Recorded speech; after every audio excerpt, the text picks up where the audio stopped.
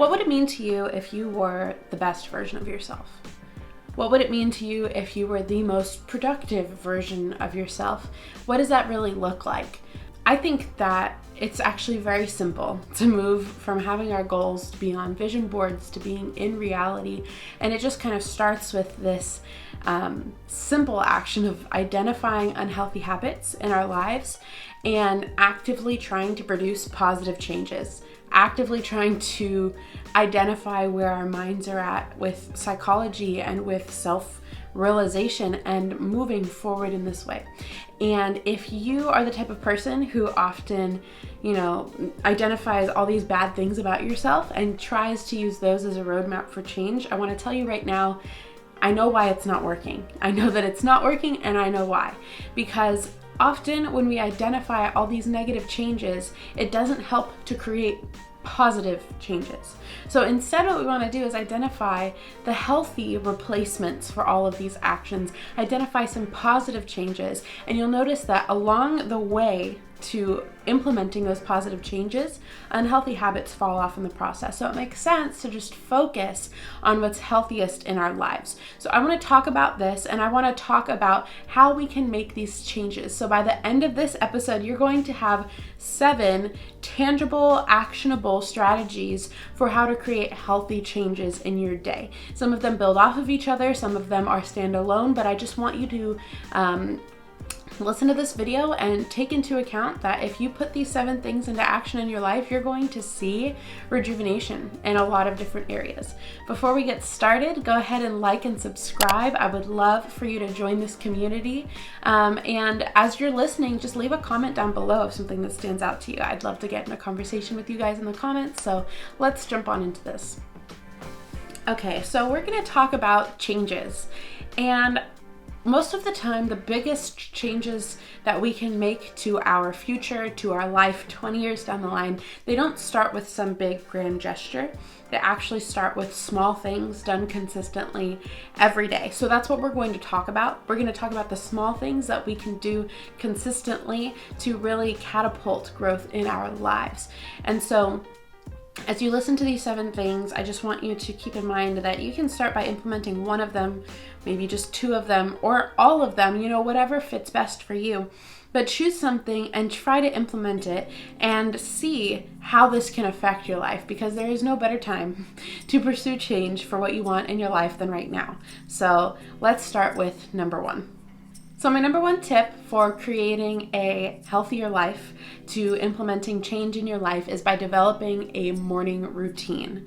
I've talked about morning routines a lot, and by sticking to an effective morning routine for the first hour of your day at least, can really catapult the change that you want to see in your life. If you start with a healthy morning routine in the morning, you're going to set yourself up for a more balanced, a more fulfilled life, a more restful life.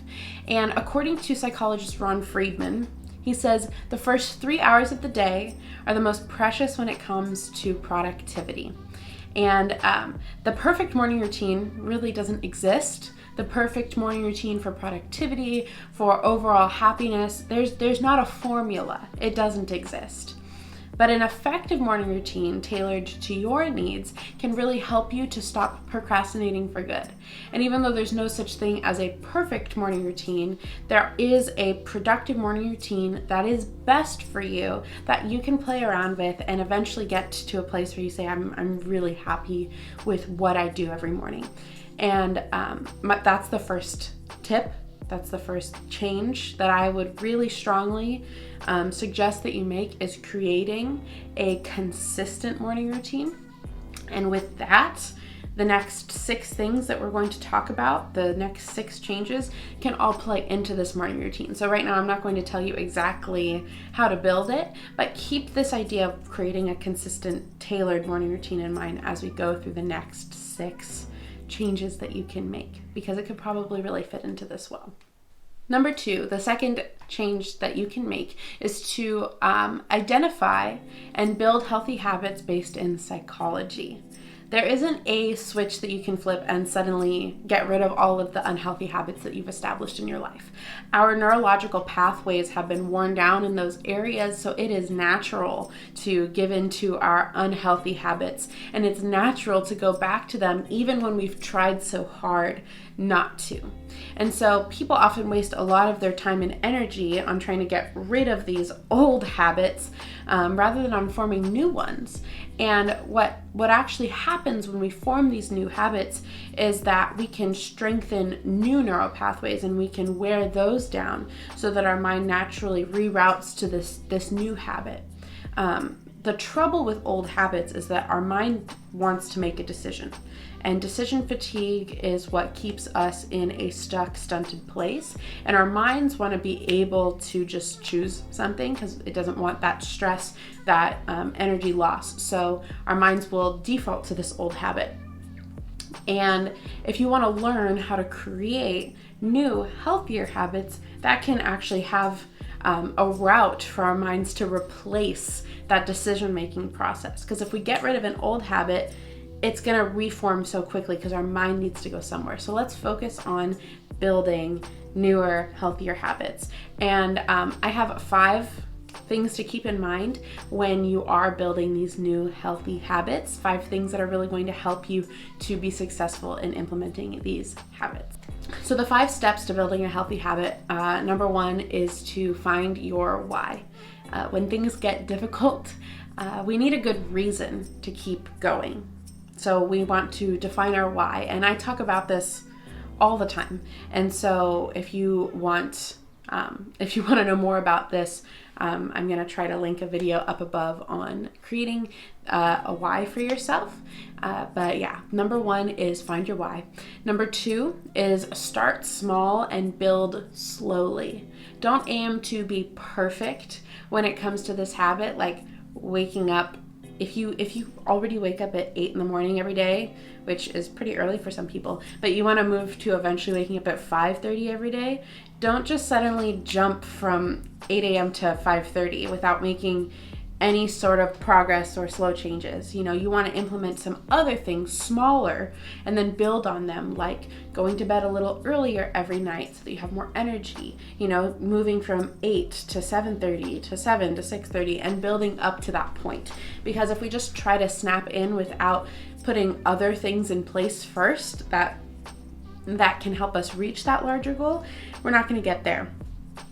Don't aim for perfection, aim for realistic and achievable. That's going to be key. Number 3, commit to consistency. Nothing will work without consistency. None of these goals that we want to put in place in our life works if we're not thinking of the long haul. So commit to being consistent, whether that's for 30 days or for 3 months or whatever it is. Make a goal so that you can be consistent for that amount of time, so that your brain has time to wear down those neurological pathways so that we can allow our brain time to adjust to what we're doing now. Number 4 is plan ahead. Find ways to make it easier for yourself by removing distractions and by setting up cues. So I've heard it said a lot of by Craig Rochelle, a well-known Christian leader. He says that the first habit that he wanted to put into practice was just flossing, because it's something everybody should do, but unadmittedly most people don't floss regularly. So he tried to set up cues for himself by leaving the floss out in the bathroom, leaving it on the counter at all times and having that cue set up, and just reminding himself that this is a small thing that I'm doing for myself every day. And by getting rid of any distractions, setting up that cue of seeing it there, he was able to build that habit. And through building that one habit, he was able to create a practice of building habits in general. So plan ahead. Plan how you're going to commit to this for 30 days and how you can get rid of other distractions to make it possible. And then the 5th point for building these habits is to create balance. A good morning routine includes a lot of different aspects of things. A good habit acknowledges different aspects of who you are and what's valuable to you.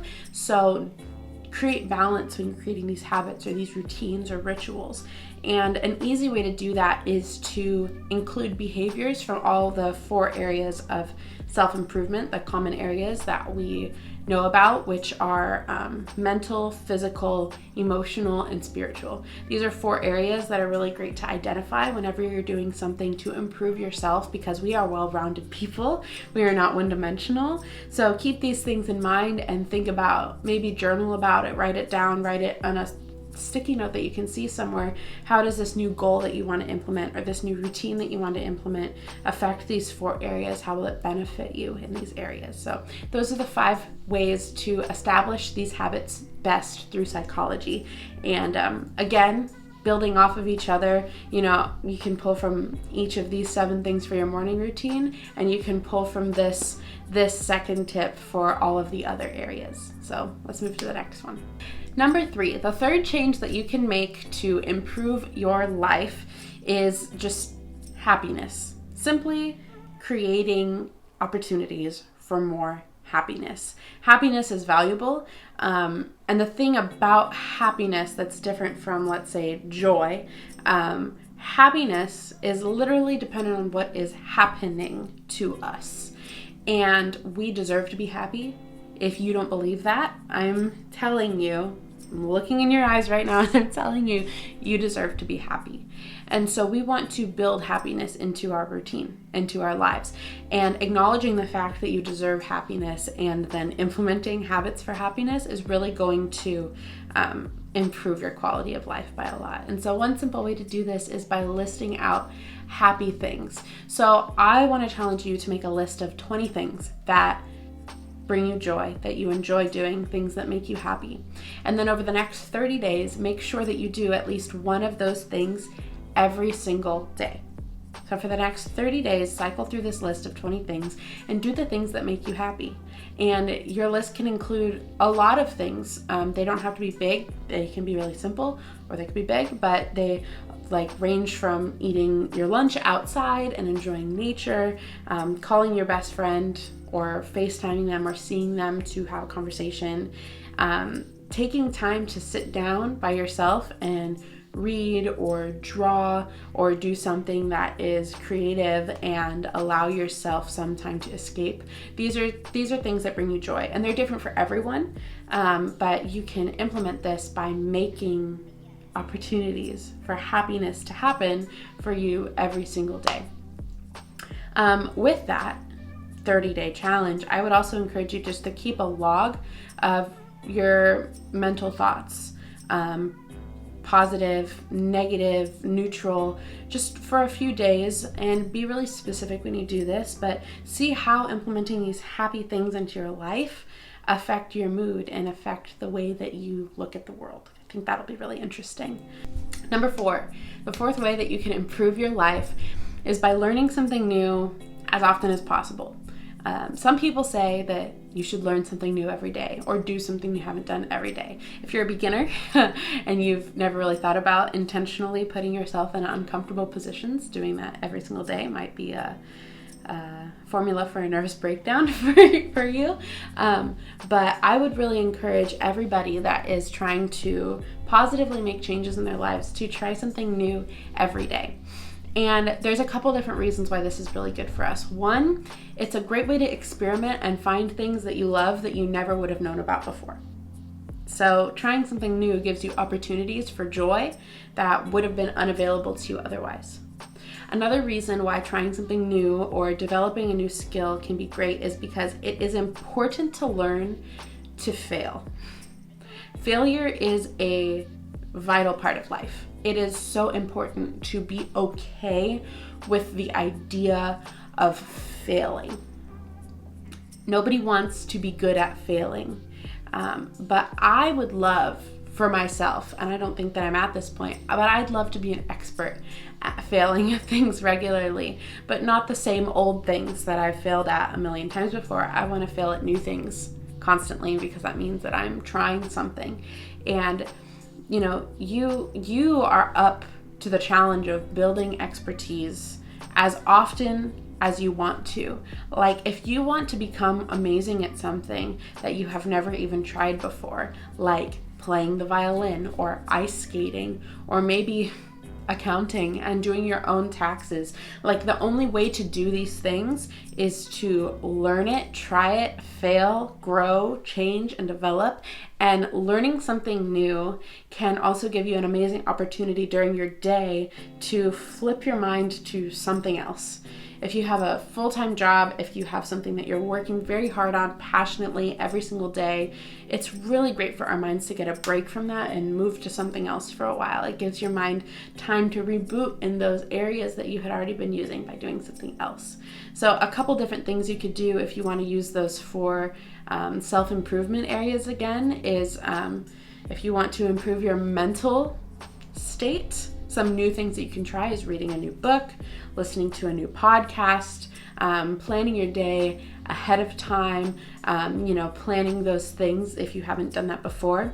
Emotional things that you can try and start new is practicing gratitude, whether that's writing it down or saying it out loud every day, intentionally putting habits in your day to connect with loved ones. Physical things you can do is you can start a new exercise routine. You can try yoga for the first time if you never have. You can try new recipes, try new foods to love your body and do something new with your body that you haven't done before. And then the last one, spiritual. If you've never meditated or prayed before, try it. Sit down and just try. Spend time in nature. If you're not necessarily the type of person that gets out every day and goes on walks, try it. Like, these are really small things that we can do, but doing something new every day expands us from looking at ourselves as one-dimensional, like I said before, to seeing that we are multifaceted. We are able to be different in so many ways. So I really encourage you to try something new every day. Number 5 is time management. When we talk about improving our lives, I think that this is something people talk about or immediately comes to mind, but then they don't really do. And what I've heard from people say is like, I'm not a planner. I don't do the whole to-do list thing. Like, I don't do that naturally. So it's just really not something that I know how to do. But I also find that those people tend to be the same people that forget dates and assignments and forget about goals that they have set for themselves. So I want to talk about time management and how we can start implementing that in our lives for positive change. So take out a notebook. If you're not a planner, if you don't have a planner, you don't need to buy one. Just take out a notebook and take it with you everywhere that you go and just start writing down things that come to mind. If somebody asks you to do something with them, write down the date and the time and then tell them that you'll get back to them. Write down, I need to buy this. I want to go home and clean this or do that, whatever it is, and get everything from your mind out onto a piece of paper to just start decluttering your mind.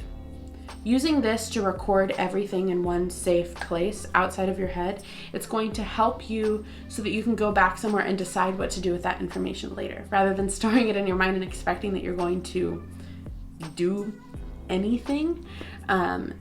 And I think that this is important because not only is it important to learn to manage our time to be productive, but it's important to get these things out of our mind and declutter our mind so that we don't have all of this weighing down on us. Because when we just keep things in our head, assignments, to-dos, dates, things that we want to accomplish, and we forget about them because we're human and we forget about things, then you can often really get hard on yourself.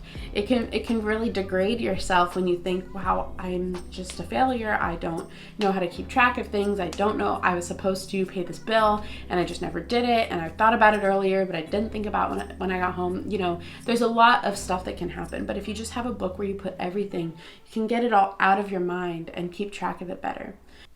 So time management is one of those things where we know that it's going to benefit our lives. It's pretty simple, but just take everything from in your head and in your mind and just put it somewhere. And over time, you can adjust that. You can get a planner. You can get a digital planner. And if you want to learn more about planning specifically, like daily tasks, longer tasks, leave a comment down below and I can do an entire video on time management through planners and different types of planners and things. So please comment below if you'd like that. But yeah, that's going to be important for you, is just learning that time management aspect of things. Number six is going to be really unpopular to most people. And I'm just going to put it out there that I don't accomplish this. Okay? I know that it's something really great, and so I'm going to put it out there. It's something that I would love to have in my life currently, but I don't. At least not to the fullest extent. I do it on a smaller scale. But number 6 is going to be to take time every single day to do nothing. People suggest like 30 minutes a day. For me, that's a bit of a reach. I have a hard time spending 5 minutes a day doing nothing. But when I say 30 minutes of nothing, I don't mean sitting and watching TV or numbing out through scrolling on Instagram or Pinterest. But really, just take 30 minutes to not do anything specific. You could sit, I mean, it's gonna look a lot like meditation, but you could sit and look out a window, sit and allow your brain to just freely think. Our brains need time to process new information, and they need to make appropriate connections between what happened this morning and how it made me feel later in the day when I finally had time to think about it. And our brains need to file all of this information for retrieval later. We need to be able to process things and feel things. And now I'm just thinking about the episode of SpongeBob where he's filing through his brain trying to think of someone's name, and it's all on fire, and there's 20 SpongeBobs, and it's, if you haven't seen SpongeBob, that just sounds weird, but it's like our brains need time and space to relax. And if we never take time to slow down, we won't be able to really get the fullest out of what we're doing every day. If you're in school, taking time to take a break from studying and just to sit and exist is so important. 30 minutes to just quietly stare out a window or walk around our backyard, let your mind wander. That's really important. And I don't do a good job at this at all.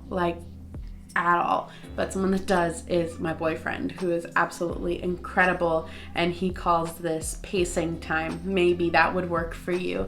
But when he first told me about this, I was shocked because I was like, you can just like stand and think. I mean, I think a lot, okay? It's not like there's nothing going on up there, but he just takes time in his day to think. And he calls it pacing time, and he'll walk around his backyard, he'll walk around his living room, walk throughout his house, and just think. I've mentioned this in a million other videos because I'm obsessed with him, but my boyfriend is one of the most disciplined people that I've ever met. And so knowing that he takes time to do nothing is really inspiring to me because I see the benefit of that in his life. So this is going to be beneficial for people across the board, whether you're an introvert or an extrovert. Our minds need time to relax. So implementing, if you can get there, 30 minutes a day, but if not, 10 minutes a day, 5 minutes a day, to just sit and be still and think. It's gonna be really valuable. Number 7, and this is our last tip that can help you improve your life, is helping people whenever you can.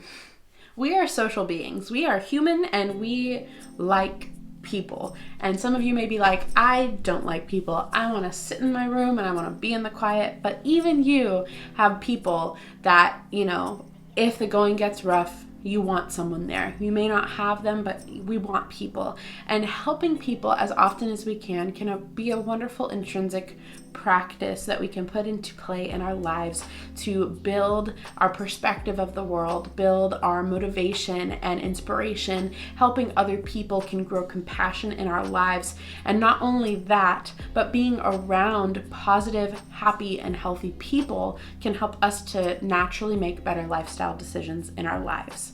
The people that you are around create who you are. You may have heard this before, but the average of the 5 people that you're around most often is who you become. Show me your friends, I'll show you your future. These are just sayings that I've heard that you may have heard, and it's really valuable. But I think that when we talk about building relationships with people to get something out of it, it can kind of give us the wrong impression. But I want to focus on this idea of helping people. Whether that be your friends or your family or a stranger, whoever it may be, a person that you've never met before, by donating somewhere on the internet, but knowing a face to who you're giving to. I think it is so important to take time every single day to help someone, because it gets our mind off of ourselves and our needs and our desires and our issues and our negativity. It takes the focus off of us and puts it onto someone else. If you don't do that regularly, I just want to let you know, there's so much more. There's so much more in our lives than focusing on our own needs. And when you are goal-oriented, which if you're watching this video, you probably are, if you're productivity-oriented or you have these big dreams and these big desires, it is important to regularly take the attention off of yourself and to put it on someone else, to forego arrogance, to avoid conceited, self-obsessed motivations. So take time to just be kind. Being kind makes you feel good. Being kind makes you happier. Being kind to other people makes you feel better about yourself. So it is slightly selfish, I guess, but when you love other people genuinely, you'll see that there is so much more joy in your own personal life. So those are the 7 things that you can put into practice every single day to really just make positive change in your life. And I just want to recap what I just said. Develop a consistent morning routine. Build healthy habits using practices in psychology. Cultivate happiness. Learn something new every day. Manage your time. Take 30 minutes to do nothing, and help other people whenever you can. There is no time to take action on your plans like the present. Today is the day where you can make changes that are going to benefit the rest of your life. So today, start one of these practices. There's 7 days in the week. Maybe every day, start a different practice, whatever you want to do. And if you enjoyed this video, please leave a comment down below. Don't forget to like and subscribe. I'm so happy that you joined me today, and I would love to meet you and know who it is that's watching my videos. So please comment your name down below and let me know what's up with your life, because I don't want this to just be me talking at you. I would love to be able to interact with you. So please do that, and I will see you guys next Wednesday. Bye.